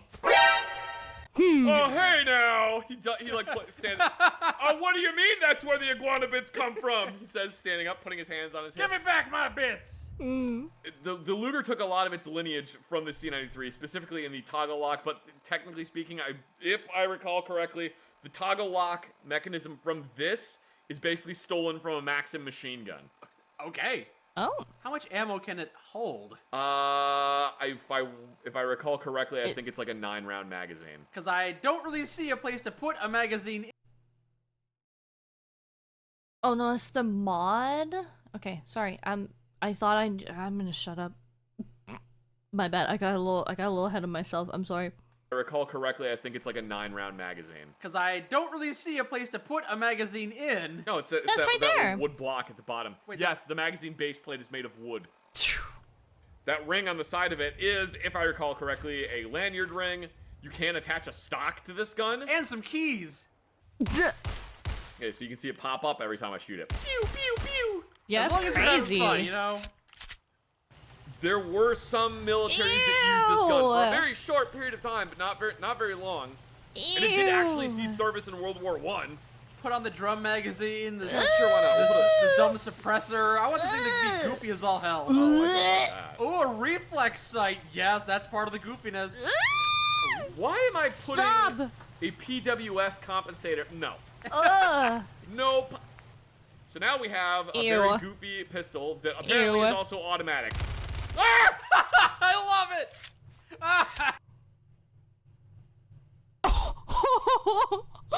Dude, would that not kill your fucking wrist? Apparently is also automatic. Ah! I love it. Well, maybe not. But that just doesn't look like a great time. It's a little, Ooh, little Well, I squirrely. love this gun too. it's a little unwieldy. It's a little unwieldy, and I kind of hate what this has become. You gotta put the suppressor on it so no one knows what you're doing. Oh my Alright, hang on, we'll God. put a suppressor on it just for your curiosity. I'm pretty sure nobody ever Oh, made a no. suppressed version of a C93. A suppressed automatic A drum suppressed, fed. fully automatic, drum mag fed. Oh my God. I don't know why, it gives me joy. This is very, very silly. All right, well, we're gonna try this. This is incredibly dumb. I love it. So yeah, this gun is in kind of a weird caliber. It's in 7.65 by 25 Borchart. Oh boy, new caliber. Luger, the guy that invented the Luger handgun, was actually the assistant of Borchart. Oh. And Luger was like, yes, I helped influence the design, which I also kind of feel like maybe he didn't help influence the design. Maybe he just saw it and went, yeah, I like that, I'm taking it. Possibly. But it's an interesting bit of gun history nonetheless. Yeah. The U.S. Navy actually tested this gun as a possible new standard issue service pistol. But never settled on it? No, they never went with it because the grip is, as you can tell, basically vertical, which is kind of awkward to hold on to. It did seem like that. And has surprisingly high recoil, reportedly. So we've seen! Well, they're not normally full auto, so... Oh, yeah. Normally... Ooh. You can probably juggle that thing with the bullets. just don't compensate for recoil. Just juggle it in the air. Whee! Oh, bye! Oh man, I really thought maybe I could hit it for a second. It's actually got like the engraving on. Dang! You did a good job, man! Oh my god, when I point it up like that, you can actually see. So this is this reflex sight, while it never would have been on this gun. Ever. You can actually see the little circle that is reflecting off of a prism, which is then projected forwards onto the lens. Oh, cool. Man, this is a cool looking gun model. I'm glad we both like it. Whoa. Oh, bye. I can do like a weird faux X-ray thing. Yeah. Oh, look, you can actually see the Ooh. bottlenecked cartridge in there. Oh, that's neat. It's one of the things that I really like about early firearms design is it's a lot of throwing shit at the wall until something sticks. And people eventually Yeah. realize that toggle lock ain't the best. No, it's really complicated. You have to get measurements exactly right for like different things in terms of like the friction of parts meshing against each other and spring weights and stuff like that, to the point that if you have a toggle lock gun and the spring starts wearing out on it, it won't function the way it's supposed to anymore. Granted, that's true for basically any semi-automatic pistol, so never mind, I'm talking out my ass. Early firearms design is a lot of just throwing stuff at the wall and seeing what works. Right. And that's really interesting to me. It's why I like the inertial recoil system. It's just such an odd thing to come up with first. It's the same thing with toggle lock. It's like, this is what you came up with first, is this overly complicated thing. The Thompson submachine gun initially used this recoil principle known as Blish lock. And Blish lock is based on the principle of dissimilar metals having different friction coefficients. Turns out that Blish lock was complete bullshit, and none of it actually worked. It was just the fact that it was a real heavy bolt, and the guy had accidentally invented blowback. Oh, okay. But it's really funny to me that he came out, he's like, yes, it's called Blish lock, and it doesn't actually do anything. One thing I will say, when you're starting off doing something, I feel like it's easier to do anything because nothing's been done, nothing's been set as like the norm. So if you're going and you're just gonna try anything and everything, maybe something that is more complicated or like later on is deemed like the difficult or the complex way. When you don't know how to go about something, you don't know that it's complex, and so you just try it, and then I feel like sometimes if you don't know something's difficult, it's not as difficult or something. Like, it's probably not making the most like sense or whatever, but when you're not kind of narrowed in or like knowing the limits or knowing like, again, knowing a norm, I feel like it's easier to come up with way crazy new different things, at least in my opinion. I love that about early firearms design. It just absolutely tickles me. I discovered Blish lock while eating my goulash. Yeah, Oh my God. It just absolutely tickles me. These like weird design principles that people come up with for early firearms design, and a lot of it is just like, it's just goofy. It's just goofy. Toggle lock had a good run going for a while. There were a lot of people trying to do toggle lock. John Pedersen made a semi-auto rifle that was in the U.S. Army. Well, it wasn't actually in the U.S. Army. Whatever, I'm not going to get into it. John Pedersen designed a semi-automatic rifle for the U.S. military that they never ended up adopting. That was a toggle lock gun. Okay. And I just love the complexity of it. It's so cool to me. I know for a fact that there's people that are like, I love the rotary engine on cars. I'd never buy one, but I love them. They're fascinating quirks of history. They're really cool. That's actually kind of a fun comparison. You know what? I'm gonna coin that one right now. Toggle lock is the rotary engine of firearms.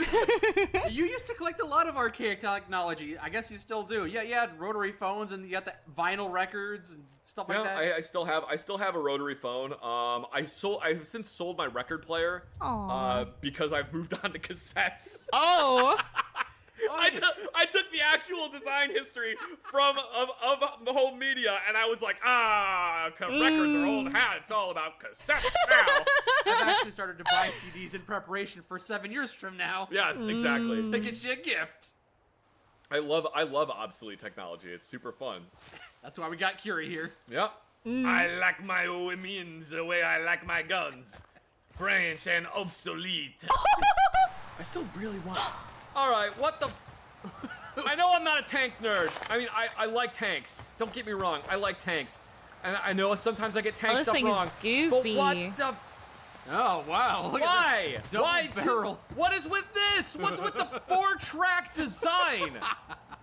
I mean, It's like they're overlapping, but they're interfering with each other. It's But it looks cool. Don't look at it too closely. very strange. Oh my god, I just realized there's not even a drive sprocket on this thing. How No, how it's do the just for tracks move? looks. There's no drive sprocket. It's all road wheels and tensioners. Are you sure you're not a tank nerd? You sound like a tank I'm nerd. kind of a tank nerd. I just don't remember a lot of the...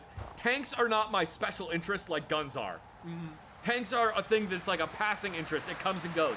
But like, one of the things I know is that you need a drive sprocket to make the tank move. Yeah, basic knowledge. Hello, even I knew that.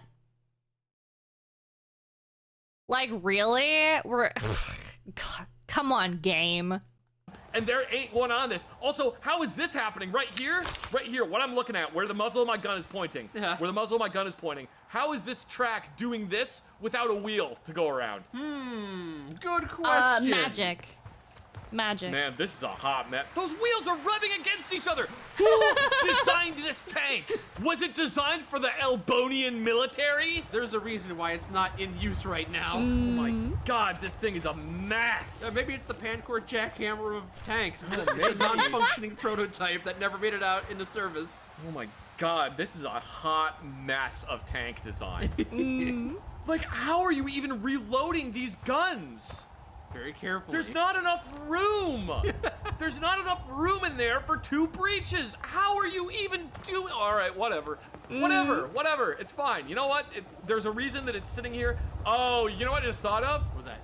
Oh, this might be like a Killdozer situation.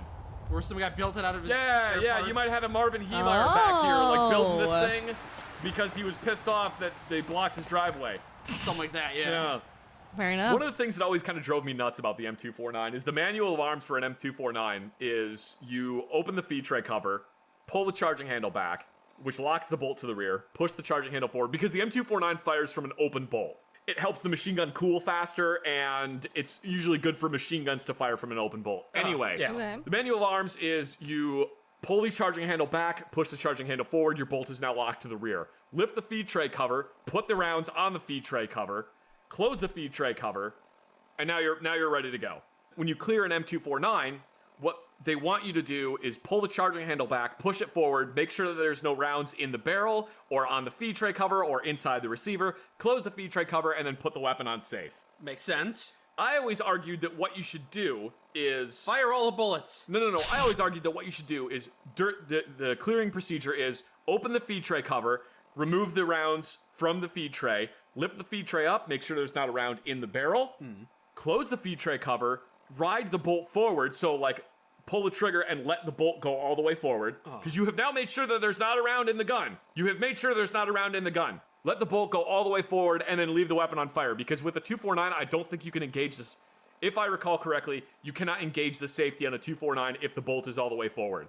The reason I argued for doing that is because if the bolt is all the way forward, even if you open the feed tray cover and put live ammunition on the feed tray cover, there is absolutely no way that ammo can go off unless you grab the charging handle, pull it all the way back, push the charging handle forward, and pull the trigger. It's weird that it doesn't let you engage the safety when the bolt's forward. Well, because normally, if you were firing the machine gun and the bolt is all the way forward, it is currently firing a round, and the bolt is about to kick backwards. So there would be no reason for you to engage the safety. basically what that would require is you have to pull the trigger, and then while the bolt is moving forward, you have to be fast enough to engage to release the trigger and engage the safety while the bolt is moving forward. Yeah, there should be a different safety then. Double safety, second safety. The second safety is the fact that it's an open bolt machine gun, so that you have to pull the bolt all the way back in order to fire it.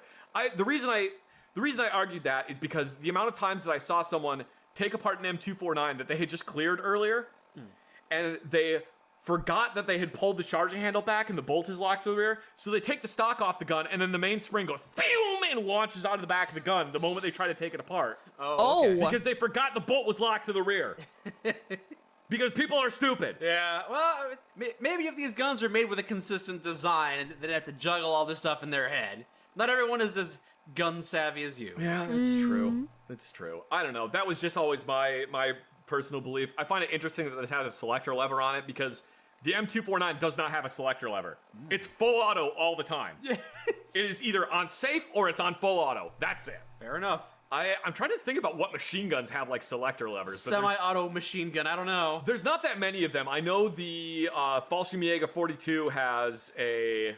I don't think it's a selector. I think that one has a dual trigger assembly. No, I'm thinking of the MG34. The MG34 has a dual trigger assembly. So you pull the first trigger, the one on the top, it's a trigger that has two scallops cut in it. You pull the first trigger, the one on the top, that one engages semi-auto fire. You pull the one on the bottom and that engages full auto fire. Is he talking about the triggers that have like an additional tiny trigger? So I feel like the little trigger is easy to pull and then you full pull both of them back. Yeah? Okay, I've seen those. I didn't know. I thought that was... I'm really dumb. I thought that was part of, like, the safety. I don't know why. This was before I gained all of my gun knowledge, and I'm totally a master gunsmith that would be making guns. I'm a fraud.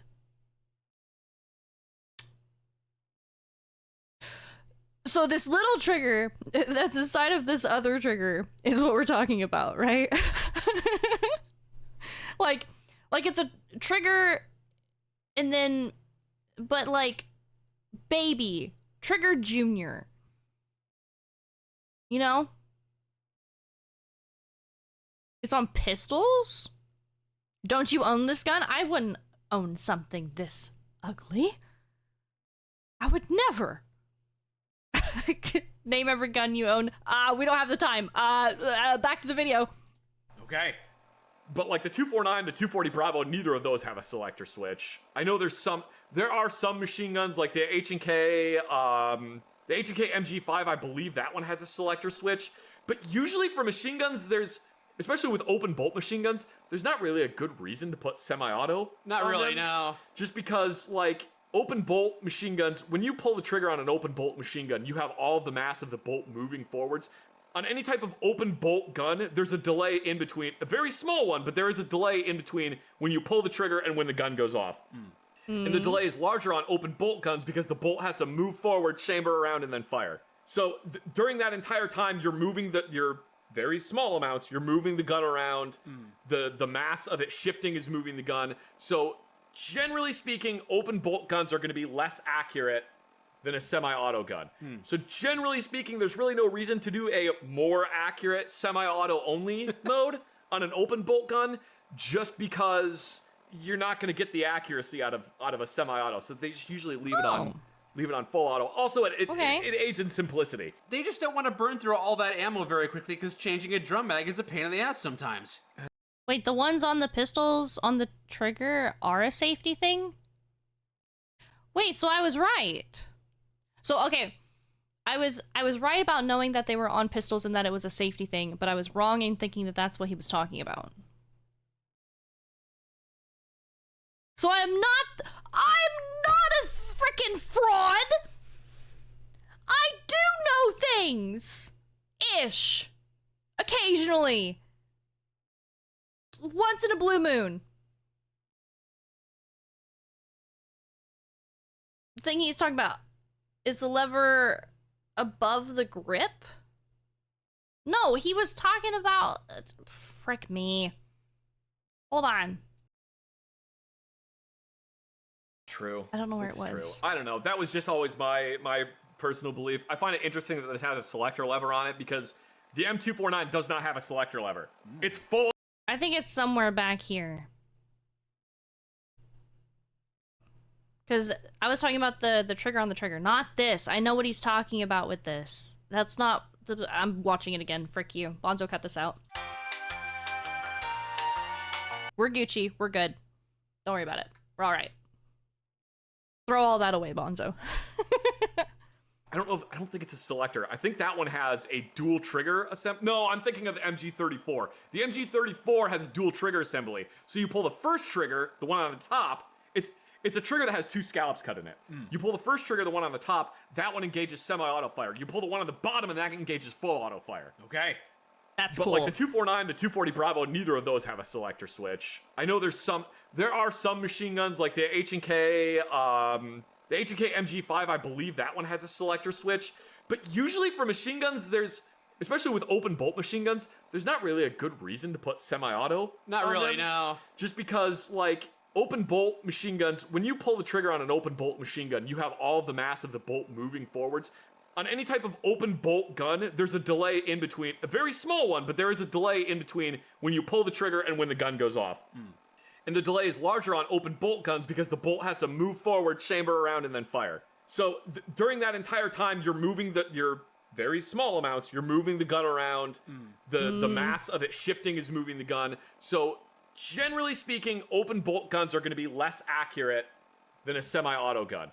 So generally speaking, there's really no reason to do a more accurate semi-auto only mode on an open bolt gun, just because you're not going to get the accuracy out of a semi-auto. So they just usually leave it on full auto. Also, it aids in simplicity. They just don't want to burn through all that ammo very quickly because changing a drum mag is a pain in the ass sometimes. I guess. Yeah, I guess you could argue that. Sometimes it is. Anyway, yeah, enough talk about this thing. I have to say that I like this thing a lot better than the base game assault rifle. This is much better. The lever on the back, on the very back, is a safety. Okay. This one right next to it is the decocking lever. So you had to be able to carry this pistol. One of the requirements is the pistol had to be carried either cocked and locked, which is round chambered with the... Do you guys walk around cocked and locked? Do you guys, personally, I'm always cocked and locked, okay? I stay cocked and locked. Alright, I'm sorry. Hammer all the way back and the safety on. Or it had to be carried without the safety on and it decocked and the hammer forward. Okay. So that when you draw the pistol, you have to engage a double action trigger pull. The hole on the front is for attaching it's where part of the laser aiming module attaches to. That Nice. rail on the front is actually not a Picatinny rail. It is a proprietary rail that a proprietary laser mounts into. Wait, it doesn't look like a Picatinny rail. No, it isn't.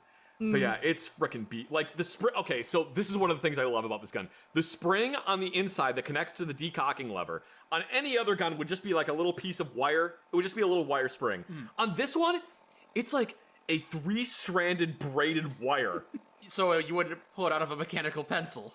No, it's like the spring. When I say like a little wire spring, it's just like a little curved piece of wire. The one that's on this is 3 strands of wire that are braided together and then built into a curve. It's so overbuilt. Yeah, why? This gun is just overbuilt to hell, and I love it. And again, it's one of those things that's it's like how I described the Desert Eagle. It's ostentatiously big. Yeah. It's loud. It's expensive. And for some reason, I want one real bad.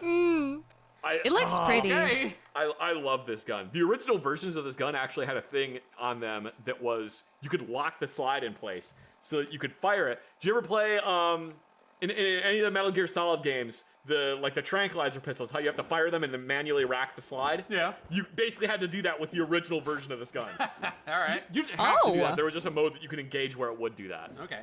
That was the M9 in that game, though. Yeah, that was the M9, and then in one of the other ones, it was the Mark 22 Hush Puppy. But yeah, this thing is freaking chunky. Do you know? Speaking of Metal Gear Solid, do you know why they used the Desert Eagle and the FAMAS in Metal Gear Solid, the first one? Because they were The very only way you boxy get and easy to over render. this Oh yeah, did I Soon discuss that everyone's before? out to Probably. Yeah, because they're just a big box and it was super easy to render them. Yeah. Yeah. 249 enough. Yeah, I changed the heat shield. That definitely looks like a 249 heat shield. I don't like 249 it. doesn't have that. Muzzle and sight. It doesn't have that front sight on it. The rear sight looks like the rear sight from a. It looks kind of like a knight's armor rear sight, which is a little interesting. But Want to change their front sight then? no, you can't. You can't. Yeah, the only thing I can change on it is put different scopes on it, and I don't like any of the scopes. Yeah, all the scopes are like. Bleh. It's already actually a quick eject drum mag. Oh, all right. Isn't that interesting? Neato. Yeah. The laser aiming module on this thing was an experience.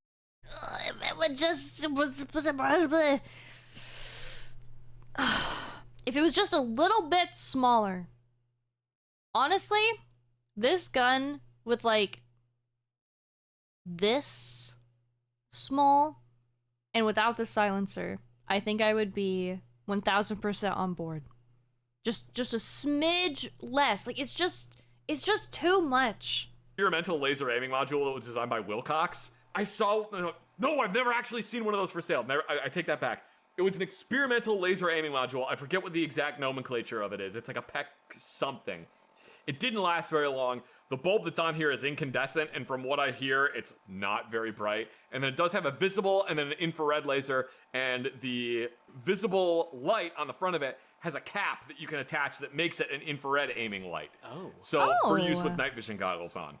The version they actually went with is made by Insight, and that one is the PEC 6? Well, that's how many are in a 6-pack, so probably. And the PEC 6 is, again, it's a visible light, visible laser, infrared laser. Okay. And I believe there's a way to put a filter on the front of it to change it to infrared light so that you can use it with night vision goggles. Okay. But yeah, it's the other reason for adding this stuff to the front of it is that it adds like a counterbalance to the gun.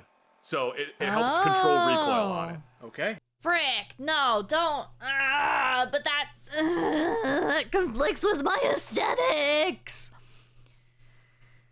I can't argue with that. And I think, if I recall correctly, the red laser and infrared laser are both slaved together, which means that when you adjust one of them, it adjusts both of them. Okay. So you don't have to adjust two lasers for 2 points of impact. Both lasers are aiming for the exact same spot. Gotcha. Yeah. Nice. Huh. All right. Okay. All right. As per usual, a lot of this was just absorbing information, but I really love to see how excited he gets over certain guns, whether it's something that he really wants personally, something that he's talking about, interests him, different things like that. It's just a really good time. I wish I knew a bit more, but I think that's gonna come as I watch more things and just collect more knowledge. I mean, I'm totally a professional and I know everything there is to know. I just, I'm still learning. Please make sure that you check out the original video. It's gonna be linked down below. If you like my video, make sure that you like and subscribe so I can see you in the next one. Thank you. Bye!